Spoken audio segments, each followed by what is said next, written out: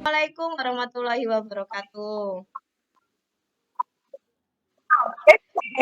Selamat pagi saudara.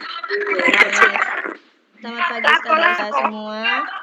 Bismillahirrahmanirrahim. Alhamdulillahirabbil alamin. Wassalatu wassalamu ala asrofil anbiya'il mursalin wa ala alihi washabihi ajmain amma ba'du. Yang terhormat Ibu Kepala Sekolah TK Plus Al-Hidayah, Ibu Ika Lestari SPD AUD, dan Ustadzah TK Plus Al-Hidayah yang sangat saya hormati.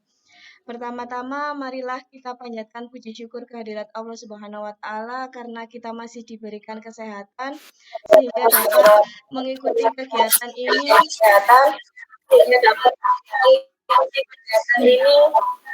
dengan keadaan sehat walafiat tanpa kekurangan suatu apapun. Kedua kalinya, salawat serta salam mari kita panjatkan kepada junjungan Nabi besar kita, yakni Nabi Muhammad SAW.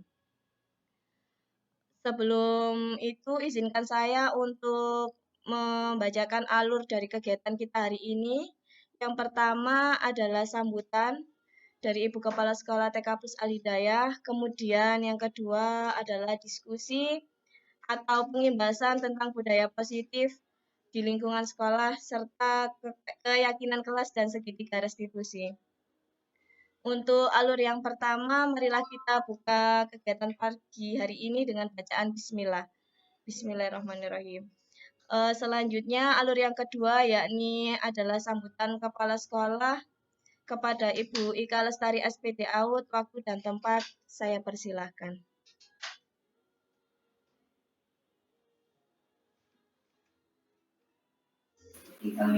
Sudah. Assalamualaikum warahmatullahi wabarakatuh. Waalaikumsalam warahmatullahi wabarakatuh. Waalaikumsalam warahmatullahi wabarakatuh. Alhamdulillah. Wassalatu wassalamu ala Rasulillah. Yang saya hormati seluruh ustadzah TK Plus Al-Hidayah, terutama Ustadzah Silvi selaku JGP tahun 2023 angkatan ke-8. Alhamdulillah pada siang hari ini kita semua diberikan Allah sehat sehingga panjenengan semua bisa mengikuti acara yang mana sudah diundang resmi sama Ustadzah Silvi dengan keadaan sehat walafiat. Amin amin ya rabbal alamin. Yang kedua, sholawat ma'asalam tetap tercurah limpahkan kepada junjungan kita, beliau Nabi besar Muhammad Sallallahu Alaihi Wasallam yang telah mengajarkan ajaran agama Islam yang benar. Yang ketiga, saya mengucapkan banyak terima kasih kepada seluruh ustadzah, terutama Ustadzah Silvi yang sudah mengajak teman-temannya untuk berbagi dan untuk sharing belajar bersama JP yang ketiga. Semoga Ustadzah Silvi dan semua ustadzah diberikan Allah sehat, diberikan rezeki yang lancar, barokah fid dini wa dunya wal akhirah, amin ya rabbal alamin. Ustadzah, untuk siang hari ini jenengan semua diajak Ustadzah Silvi yang mana ringan yang ketiga ini Ustadzah Silvi kebagian di daring untuk JGP, kelengkapan JGP yang mana di tugas-tugasnya yang harus selesai, dan mari belajar bersama atau disimak apa yang nanti dijelaskan sama Ustadzah Silvi. Meskipun kita sudah pandai, tapi tetap kita harus belajar dan menghormati teman kita yang menyampaikan apa itu pembelajaran yang baru. Ustadzah itu juga harus semangat dalam mengikuti JGP. Untuk JGP selanjutnya jangan sering mengeluh karena tidak bisa A, B, Z dan sampai Z. Tetaplah semangat. Bisa nggak bisa menjawab siap ya. dengan berjalannya waktu, kita berusaha sendiri belajar, pasti kita akan bisa.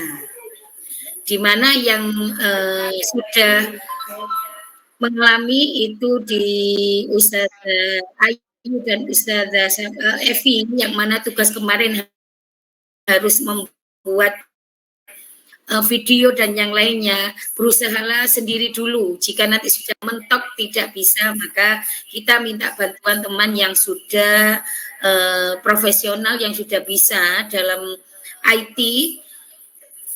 Janganlah merasa saya sudah pinter, saya wis tidak pakai tanya. Nah itu karena pembelajaran IT di tahun ini atau tahun kedepannya sangat-sangat diperlukan.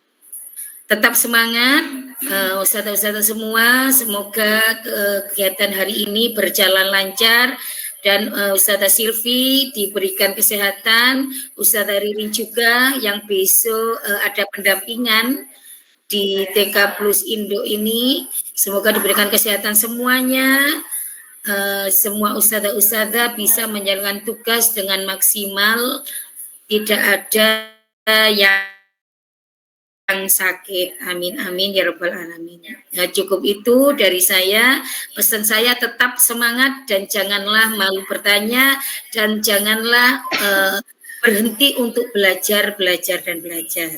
Saya akhiri, wassalamualaikum warahmatullahi wabarakatuh.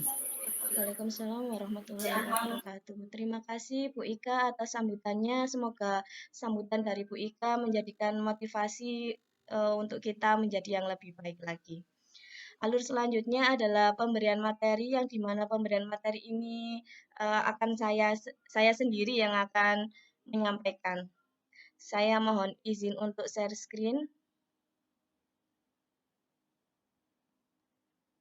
Badalan sebentar. Nah ini.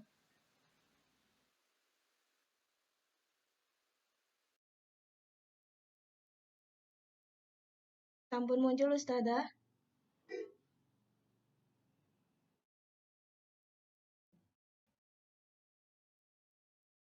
Sampun muncul nggih? Sampun. Nggih. Ini saya akan memberikan sedikit pengimbasan materi tentang modul 1.4 dan penerapan budaya positif di sekolah. Di sini kita belajar bareng dan di sini saya bukan menggurui, saya hanya ingin menyampaikan pembelajaran apa yang sudah saya dapatkan pada CGP angkatan saya. Selamat datang Ustadzah-Ustadzah hebat dari TK Plus Al Hidayah. Mari belajar, berkolaborasi bersama, saling mendukung demi terciptanya budaya positif di sekolah kita. Di bahasan modul 1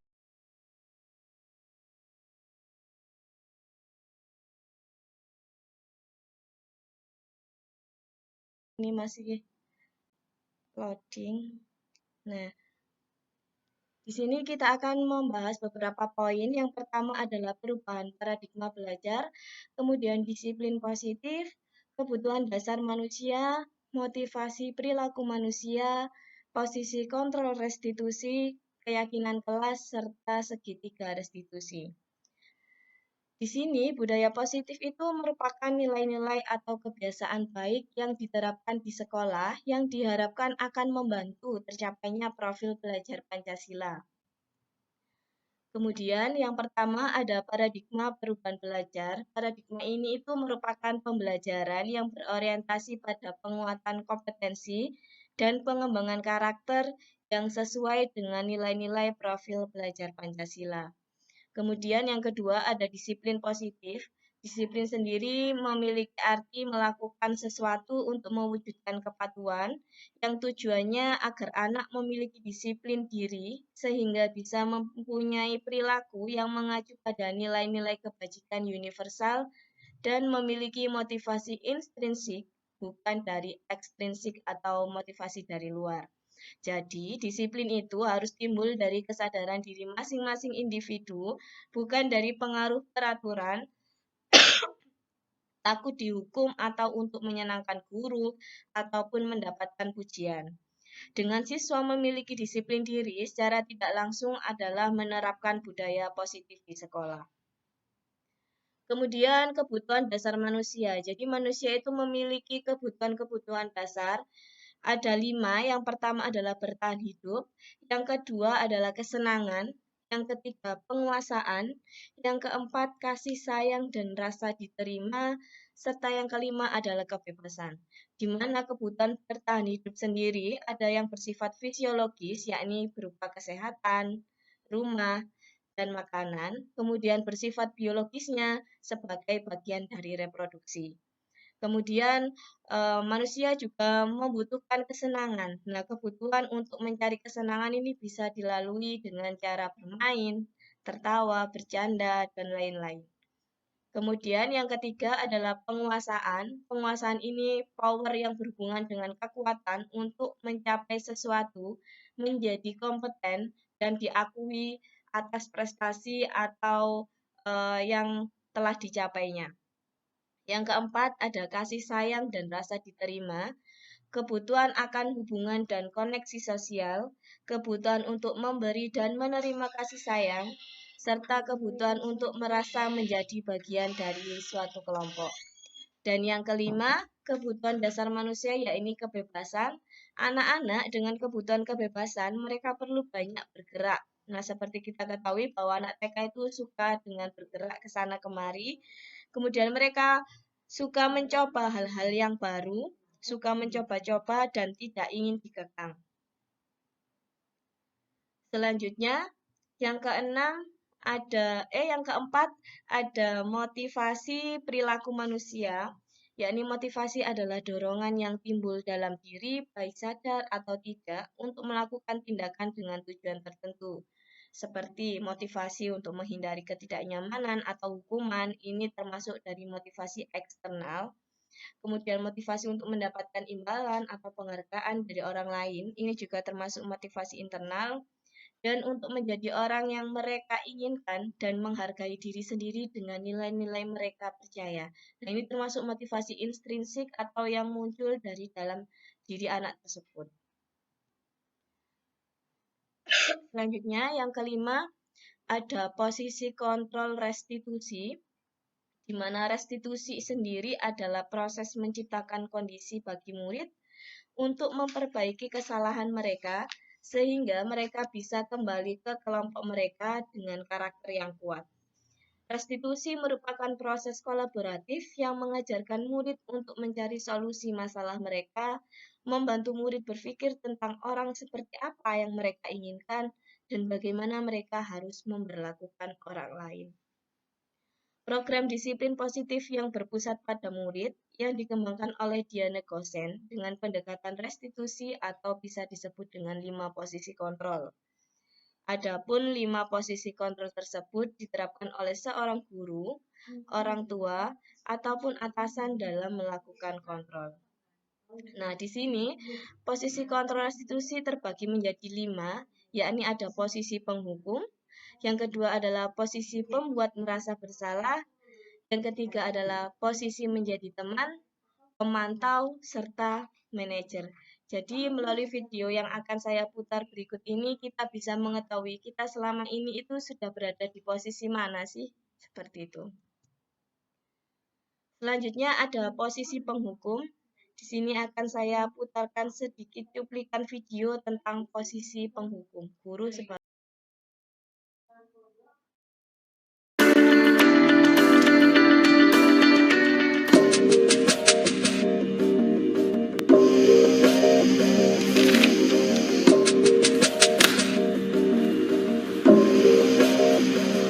Naren! Sini kamu! Selamat pagi, Bu. Selalu terlambat. Kamu deh, pasti terlambat. Maaf, Bu. Saya... Apa? Apa coba? Alasan kamu apa lagi? Kapan sih kamu tidak terlambat? Malas sekali ya kamu jadi anak. Saya... Dasar pemalas. Gak kapok-kapok sih kamu. Sudah berapa kali terlambat? Sana, kamu keliling lapangan basket 2 kali. kenapa saya harus keliling lapangan basket, Bu? Kenapa? Kamu mau lawan ibu? Berani-beraninya jawab. Sudah terlambat, masih berani jawab pula. Sekarang, keliling lapangan basket 5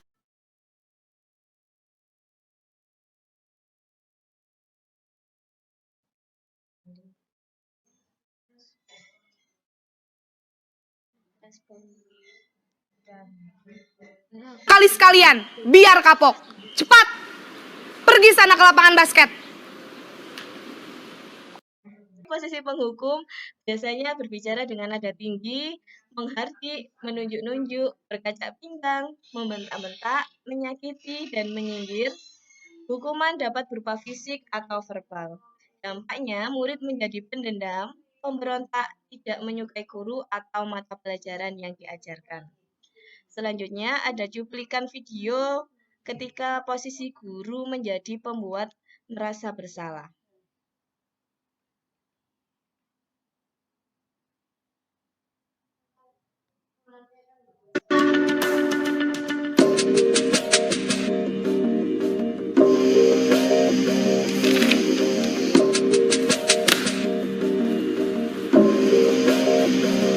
Naren!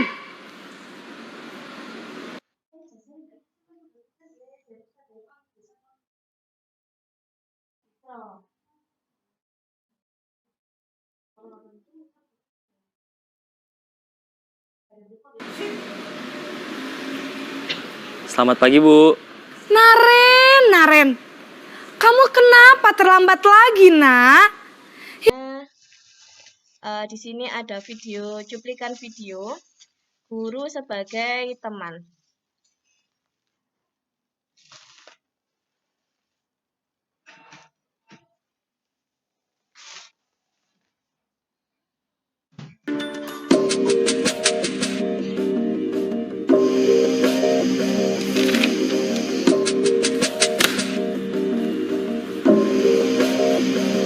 Nah, di sini ada pun guru sebagai teman, yakni guru berbicara dengan ramah, cenderung bersenda gurau untuk menghangatkan suasana, tetap santai, murid merasa aman, senang, akrab dengan guru, dan identitas yang tercipta adalah identitas sukses atau berhasil. Namun perlu diingat, karena ini masih dorongan eksternal, jadi faktor ketergantungan kepada satu orang guru. Murid menjadi tidak mandiri dan tidak bisa berpikir untuk sendiri, sehingga di lain waktu murid bisa berperilaku namun hanya pada orang-orang tertentu saja. Kemudian ada posisi guru sebagai pemantau, yakni seorang guru yang posisi pemantau mengandalkan perhitungan atau data untuk mengontrol murid. Di sini guru mengarahkan murid berdasarkan peraturan dan konsekuensi. Seorang memantau menunjukkan bahasa tubuh dan ekspresi wajah yang datar dan cenderung formal. Kemudian terciptanya identitas diri positif atau berhasil. Kemudian guru senantiasa memantau pada saat murid diberikan sanksi atau terus mengawasi sampai tugas selesai. Dampaknya, murid akan menghitung konsekuensi dan hadiah tanpa memahami sepenuhnya nilai kebajikan yang dituju, dan murid tidak sepenuhnya mandiri. Kemudian di sini ada video cuplikan guru sebagai manajer. Ini nanti kalau saya putar jadi not responding lagi, tapi saya coba aja.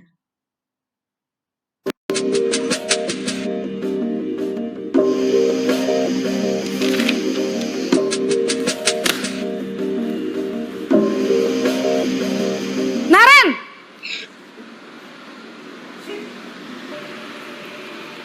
Selamat pagi, Bu. Selamat pagi, Naren. Maaf, Bu. Saya terlambat. Iya, sekolah masuknya jam 7, sekarang sudah jam 7.20. Jadi sekarang bagaimana ini, Naren? Maaf, Bu. Saya lupa setel alarm saya semalam. Baiklah, menurut kamu, keyakinan sekolah yang mana yang perlu kamu tingkatkan? Menghargai diri sendiri dan orang lain mungkin ya, Bu. Setuju. Posisi yang terakhir adalah posisi guru sebagai manajer. di mana posisi manajer ini adalah posisi kontrol yang disarankan untuk membimbing murid memiliki sikap disiplin yang positif, yaitu murid yang mandiri, bertanggung jawab, dan dapat memecahkan masalah. Tujuannya agar murid dapat berefleksi atas tindakannya.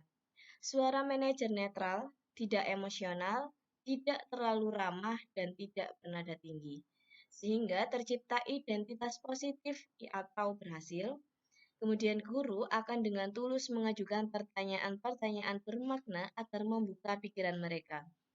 Dampaknya adalah menjadikan murid mandiri dan percaya diri dan dapat memecahkan masalah.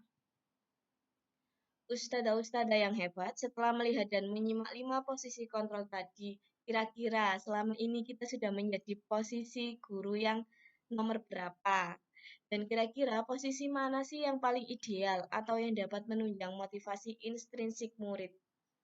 Nah, di posisi manajer ini, guru dapat menerapkan disiplin positif yang berpihak pada anak dan memerdekakan anak. Kemudian poin yang keenam adalah keyakinan kelas.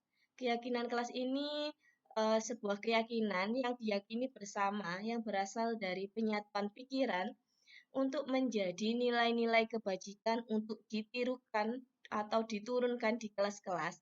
Keyakinan kelas ini dibentuk berdasarkan keinginan adanya disiplin yang nantinya digunakan untuk membangun budaya positif di sekolah, sebagaimana contoh yang telah saya lakukan dalam pembuatan keyakinan kelas. Saya telah membuat keyakinan kelas. Di situ saya menyiapkan selembar kertas manila dan saya menyiapkan stiker-stiker yang dimana stiker itu sudah berisi tulisan beberapa kalimat positif seperti datang tepat waktu, membuang sampah pada tempatnya, menjaga kebersihan kelas. Kemudian masih banyak lagi. Nah, di situ anak-anak disuruh milih stiker mana yang akan menjadi keyakinan dalam kelas tersebut. Misalnya si A ambil stiker datang tepat waktu. Kita meminta pendapat dari teman-teman yang lain, apa mereka setuju untuk datang dengan tepat waktu. Jika mereka semua setuju dan dari hasil diskusi tersebut, maka stiker itu yang akan saya tempelkan pada keyakinan kelas. Adapun prosedur pembentukan keyakinan kelas, yakni yang pertama, mempersilahkan murid untuk mengemukakan pendapat tentang peraturan yang perlu disepakati kelas. Kemudian mencatat semua masukan di papan tulis atau kertas yang besar, atau bisa menggunakan stiker seperti saya tadi. Kemudian menyusun keyakinan kelas sesuai prosedur pembentukan keyakinan kelas. Mengkoreksi kembali daftar pendapat dari yang sudah dicatat dengan semua murid. Setelah selesai, semua warga kelas harus menyetujui dan melaksanakan atau ditandatangani guru atau murid. Dan keyakinan kelas ini dipajang di dinding atau tempat yang mudah dilihat semua warga kelas termasuk anak-anak. Kemudian yang ketujuh ada segitiga restitusi. Segitiga restitusi adalah suatu proses dialog yang dijalankan guru atau orang tua agar dapat menghasilkan murid yang mandiri dan bertanggung jawab. Pada saat guru di posisi kontrol manajer, aspek yang dikembangkan pada murid adalah motivasi intrinsik, sehingga penanaman nilai kebajikan dapat tumbuh dan berkembang menjadi suatu kebiasaan positif yang akhirnya membentuk karakter murid.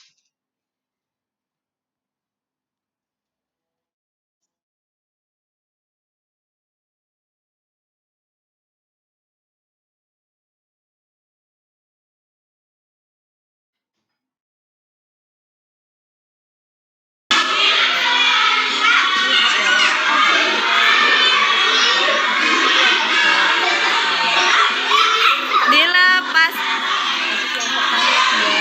Baris. Nah, sekarang Mbak Almera sama Mbak Arsi tahu nggak kenapa dipanggil Ustazah ke sini?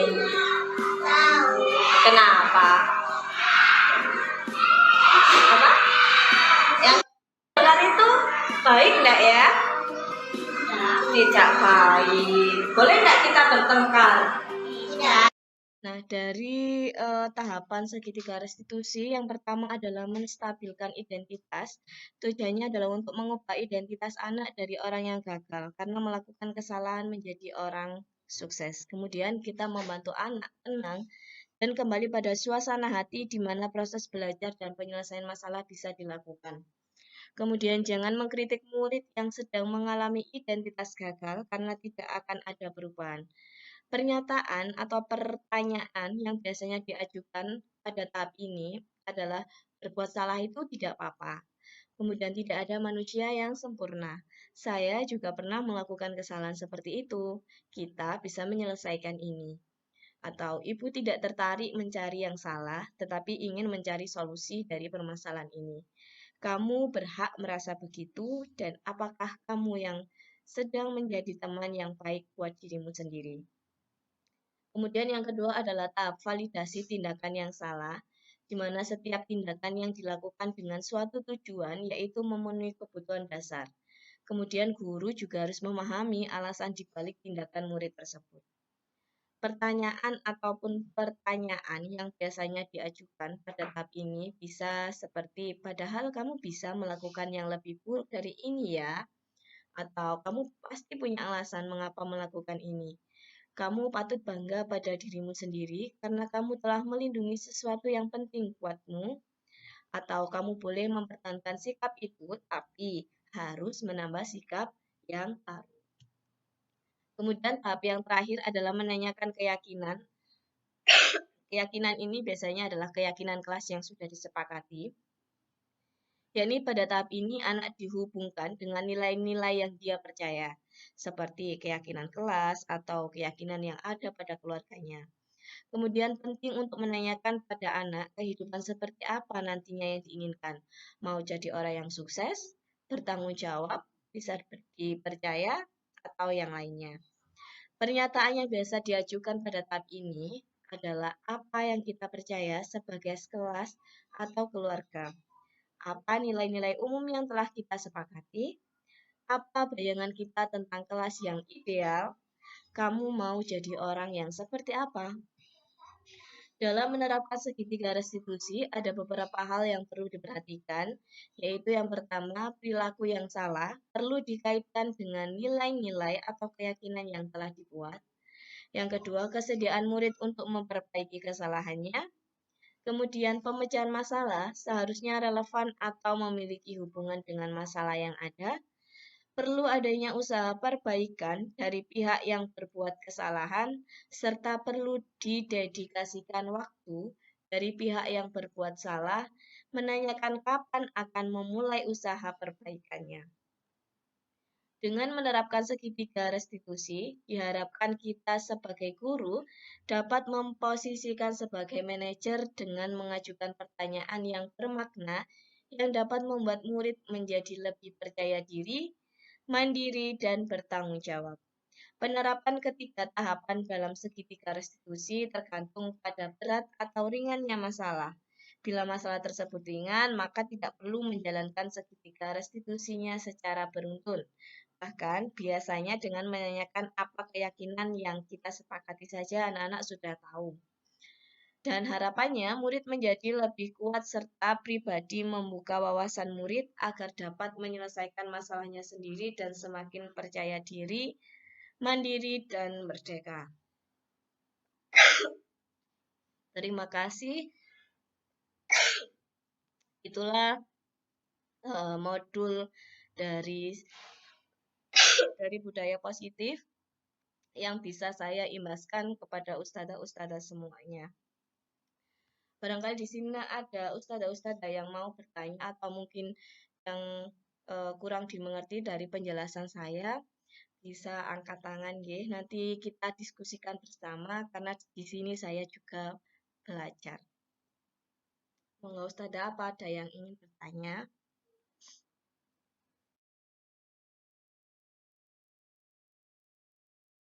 Ada yang angkat tangan berarti sampun memahami nggih.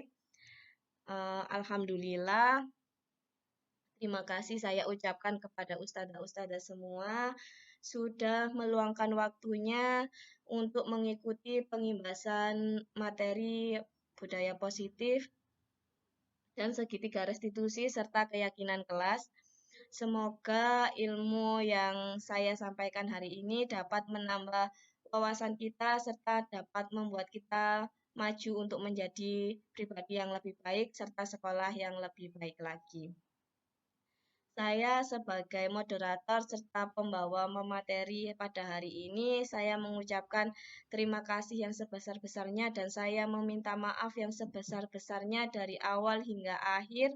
Apabila ada perkataan atau kelakuan saya yang kurang berkenan, saya mohon maaf. Alhamdulillah, sampun nggih saya akhiri. Terima kasih. Wassalamualaikum warahmatullahi wabarakatuh. Waalaikumsalam warahmatullahi wabarakatuh. Waalaikumsalam warahmatullahi wabarakatuh. Saya foto sebentar nih. Saya screenshot sebentar. Sampun Ustazah sakit dimatikan. Selfie. Nggih. Selfie saya foto.